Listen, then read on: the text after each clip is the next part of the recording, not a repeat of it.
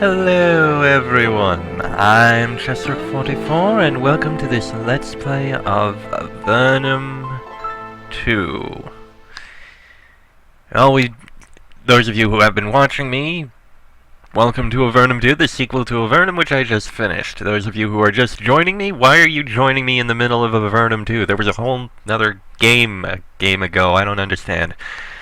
Avernum 2, I'm not sure what more to say about it. Aside from the fact, like I said, it's the sequel to Avernum. That and, much like the previous Avernum was remade into Avernum Escape from the Pit, Avernum 2 is going to be remade into Avernum 2 Crystal Souls later this year. In fact, it's entirely possible that it could come out while I'm in the process of doing this Let's Play. Wouldn't that be something for my popularity? That said, well, it's pretty much a similar menu, aside from everything around here and this strange crystal up here, so we may as well start a new game, which is pretty much the same, except for one big change. You can play as not only a human, but also a Slith Zerakai and a Nephilim. Pretty interesting, eh? Nephilim actually, they have their own bonuses, as you can see here. They do get a little less XP, so it's kind of like those traits you get when you make a character, but they get a bonus to bows and other missile weapons, and they're more nimble, which I'm guessing translates into a higher dexterity score. Slith Zerakai, they have a bigger experience penalty, minus 20 experience, but they are much better with pole weapons, which makes sense considering what we know about Slith Zerakai, and they have a resistance to fire. Usually, whenever I made a party, it would generally be this kind of setup, but I'm gonna change it up just slightly this time. And the character types are pretty much the same kind of thing: soldier, berserker, cleric, sorcerer, a rogue, archer, rebel, hedge wizard, shaman, and such. And that's it. I'm not gonna bore you with all the rest of the editing and such, and setting everything up the right way, so I'm just going to go ahead and cut it here while I set everything up just how I want it for the party I want to make. And there we go. The characters are all set up. It might be easy for many of you to guess the theme I was going with this time, but to basically give you an idea, our frontline fighter, Rex, he doesn't have any special ability traits because he's already got a 20% experience penalty, and if I wanted an elite warrior, he'd be getting half as much experience as almost anyone else, so that wouldn't be pointless. The only ones that would be minor enough would be actually none of them. They're all 10% at most, so no. Then the lockpicker, trappery type of person, Gary. He's a good fighter, and he's got nimble fingers. He can take care of all the various stuff we have there. Then we have Talia, our cleric. She's a cleric. She's got a good education. She's fairly smart, so she knows about that. But unfortunately, she's a little bit prone to sickness. So I might want to keep her away from the front lines or from poison or the like. That could end up fairly badly for her. And finally, we have Leah, who is basically a natural mage. Not much to say beyond that. And I imagine you can probably guess. Hopefully, some of you can guess what I was based it on. Oh yes, and Rex is a Slith. Because why not? Let's try something with one of them. So, with that said, let's head on into Avernum 2. Avernum is the underworld. It is a series of hundreds of miles of caves far below the surface of the world. The land is kept alive and fruitful by powerful magic and the heat and energy of natural steam vents and hot springs. Avernum is also a nation. It is a land of people exiled from the surface world. The surface is ruled by the Empire, an all-powerful nation who disposed of unwanted people by banishing them to Avernum. They formed a new nation, far from the eyes of the Empire. Some, however, were not satisfied with safety and peace. They wished vengeance. Adventurers, aided by the Archmage Erica, slew Hawthorne, cruel leader of the Empire. The Empire was stunned. They realized that there was a den of vipers threatening their sole control of the globe. They had no other possible response. They invaded.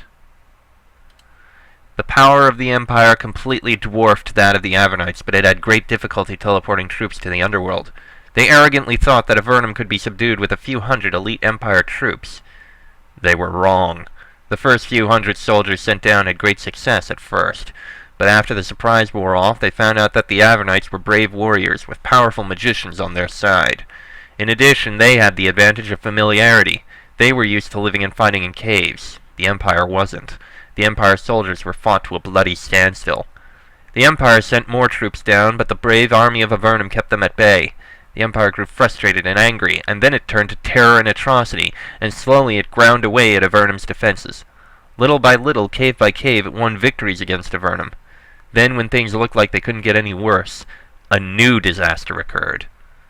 Magical barriers appeared all over Avernum, splitting it into small sections and blocking the roads. Communication was difficult, and carrying supplies was impossible. Nobody knew who made these barriers. Maybe the Empire made them, or maybe not. Just as the barriers appeared, you arrived at your first posting. You have just joined the army of Avernum, eager to join the good fight. Your dreams of heroism were short-lived. You were, much to your disappointment, sent to Fort Ganrik, a tiny outpost in the far northeast corner of Avernum. You dream of great battles, of great victories, of doing the deeds which turn the tide and save your homeland. Instead, you are supposed to report to Captain Vidican and learn about some tiny uprising on some unimportant caverns. Your dreams of heroism are dim now. It's hard to imagine anything that could happen which would enable you to strike a mighty blow against the Empire. Welcome to Avernum 2! And behold, Slip Zerakai. We'll get you a spear as soon as we get a chance. Candle. Talia will... Gary will be our bread holder. Gary's done all that stuff. Talia, give the food to Gary, and you give the food to Gary. There we go. And here we are. Ah, good. Right-clicking actually allows us to look now, instead of move a single square, which I think will actually be fixed now. Give that to Talia, give that to Rex, and give that to Rex. There we are. And... actually, is the knife better than a sword? Of course it's not. Knife is not actually that good at all. Alright. Yeah, now we actually have some delay, so clicking once will only move us once. Now, let us begin to look around this place. You just opened a door. Yes, shut up. Alright. Oh, someone in here. You are now talking to someone. A scrawny man wearing the robes of an apprentice mage is reclining on the bed. He seems to have a headache. I mean, who are you? Oh, adventurers. Go away. What are you doing back here? Go away, I have a headache. What's wrong with adventurers? You're here to help against an Nephilim, right? I thought so. Well, go run off and do something. There's a good chap. My head hurts. Headache? Yes, from my journey. Wake me if we get attacked. Perhaps you should be defending this fort a bit more aggressively? He's getting angry. Look, I've had a hard trip, and I shouldn't be here anyway. I'm supposed to help in an attack, and I will. Until then, leave me alone. Journey? Where from? From the tower. What tower? He moans angrily and grips his head tightly in his hands. From the Tower of Magi. Perhaps you've heard of it. A place where Magi can learn and grow and gain power without having to fight kitties and sliths and whatever. It's far to the south. Too far. Now will you please go away? He rolls over on the bed and grumbles at you obscenely. Sliths? Yes, the Slith Zerakai, the lizard people. You haven't forgotten them, have you? There's still some around here, the nasty kind, as vicious as ever. Finally tired of you, he shuts his eyes tightly and pretends to sleep. Also, we have a Slith with us, so that was kind of a stupid question. You know magic. Do you know how to bring down the magical barriers? Of course not. If I did, I wouldn't be stuck here. I saw them appear. They blocked the passage just south of where I camped. A little further south and I would have died in my sleep. I have no idea what to do about them. He stops speaking. The act of speech is making his headache much worse. Okay then. Out into the fortress. Guest quarters. Captain's office. Oh, by the way, one handy thing we actually have a quest. We actually have a quest menu, so we can keep track of that easily. Well, that's the captain's office. That's the storerooms. Yeah, what the hell, we'll go into the captain's office now. This small woman wears the insignia of a captain, not to mention 2 long, vicious-looking rapiers. She grants you a short, sharp bow. Cecile Vidican, Captain Vidican to you. Welcome to Fort Ganrik. I'm glad you've arrived safely. What is it you do here? I'm trying to help this fort get established. That's why you were sent here. There's an Nephilim outpost to the east. Very hostile. Needs to be dealt with. Has there been much Empire activity up here?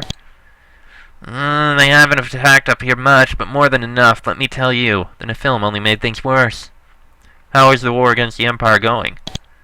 Badly. I don't know many other specifics. Been out here for a while, but definitely badly. What would you like us to do? You've just received a new quest. Shut up. Before the Empire attacked, this was a peaceful mining area. Then the Nephilim snuck up here, wiped out the miners, and got established. Now we're here to hold them in until we can root them out. What can you tell us about the Nephilim? They're trying to get settled in. We're trying to catch up with their strength. They're ahead, but we're catching up. Hopefully you can snuff them out before they attack. Find and kill their chief. He's a nasty Nepharim. Do that, and that should blunt their spears enough for us to deal with them. Are you sure that they will attack you? Yes, they've made raids in the past. We're worried they'll attack this fort in the near future. Small sorties we can handle, but we're not ready for a pitched battle yet. If we do get attacked, we'll need your help. Be sure to use the armory. Where's the armory? You can find supplies in the rooms to the east. Help yourself. We won't send you into the jaws of doom empty-handed. We don't have much to offer, I'm afraid. Little more than stone weapons until Formello sends up something. Oh, we passed Formello on the way up here. Tell us about it. Formello is the biggest town in these parts. It's where I grew up. It's a ways to the southeast. I've been all over, and Formello is the nicest place in Avernum by far. Of course, that's not saying much. Describe their outpost. The kiddies have established their lair to the east. We don't have the troops for a frontal assault, but we have high hopes that a small band can sneak in and do some damage to keep them off guard. The hard part is getting past the gate. She pats her blades. We have to do something before they attack. We're ready, but not that ready. Tell us about the gate. The kiddies have a big trap gate in the front of their lair. It'll be hell to get through without a huge force. We think they must have a back way in, but we don't know where it is. Alright, we'll find it. There is a large journal sitting on this pedestal. The cover announces it to be the memoirs of Vidican, officer of the Avernum army. Though this is someone's private journal, its public placement seems to be inviting you to pursue it. Or peruse it. Read the captain's journal.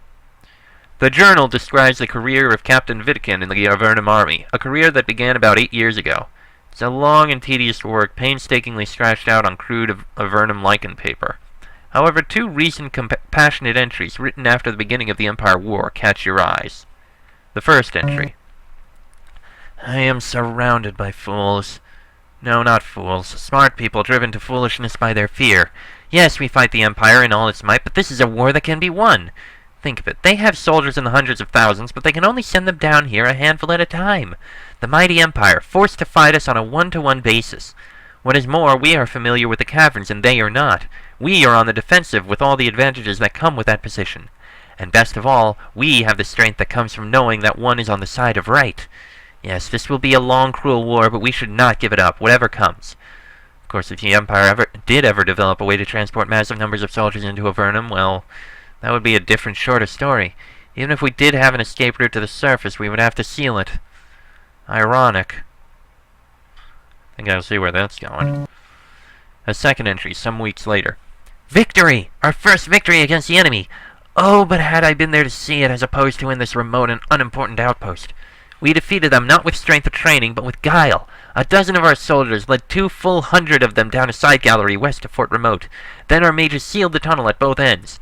A large Empire force, dead in a moment without a single loss. True, this is but a single victory in a long chain of setbacks. Still, we have proven one thing. They are human, and like all humans, they can die. And if it takes a little help to achieve that end, well, it's not like we have anything better to do. Oh, at least that's something. Door's locked, we can't get in. We don't have any lockpicks, which we do still need. Right. Alright then. In the east wall of this storeroom, you find a carefully concealed escape door. You notice it because it's been left open a crack. Hopefully none of the Nephilim will find it. Interesting. Alright, let's set our guys up. Boots for Rex, and a bronze helmet. Those sandals don't need to be taken. And dried meat. Give those to Gary. Let's see. Ah! Just basically a way out. Just a side way out. Okay. At least we know of it. Alright, let's see. More potions. And give one to Gary. Ooh, cloaks and pants. Oh, wrong button. Let's see. Cloak for Rex. Cloak for Gary. And pants for Leah. Please, Leah, wear some pants. I know you're, like, showing off that leg, but really, show some bloody pants. And also we got poor studded armor and, stone spear. That is going to Rex. Let's see, Gary... He's got the shield and such already. Talia could use these. And that's where we're going to sell, and Leah can use the poor leather armor, because as a natural mage, she doesn't get a penalty. From wearing encumbering armor, that is. Okay, let's see, nothing. Bolt of Fire Scroll, give that to Leah. Oh, what spells do they all have anyway? Leah has Bolt of Fire, Light, Calbeast, Bind Foe, Haste, and Slow. And Talia has Healing, Curing, Battle... Okay, pretty much the same ones you always start with. And some coins. And down here is basically the kitchen. Barracks thing. Can't talk to him. Can't talk to him. You meet a harried, balding man. He doesn't want to slow down to talk to you. I'm Gridley, and I don't have much time to chat. What is your job here? I'm the quartermaster for Fort Ganrik, and I need help. What does your quartermaster do? I keep track of supplies. Well, that's supposed to be my job, but I also cook. And clean. And hold the soldiers' hands. And try to get everything in shape before we get attacked.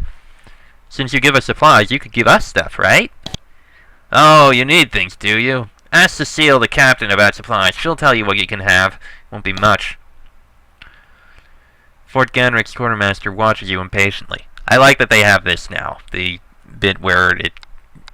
Unlike the last one. I talked about that before. But they actually have conversations with you and tell you who they are and such, as opposed to automatically assuming.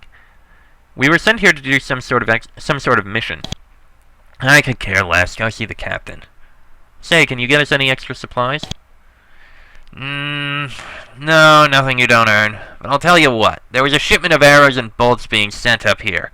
Disappeared. Brigands, I think. If you ever find a sign of what happened to it, let me know and I'll see what I can do. Message received. Keep our eye open for it. Let me just take a look around the outside here. A rank smell emanates from the narrow space behind the guest quarters.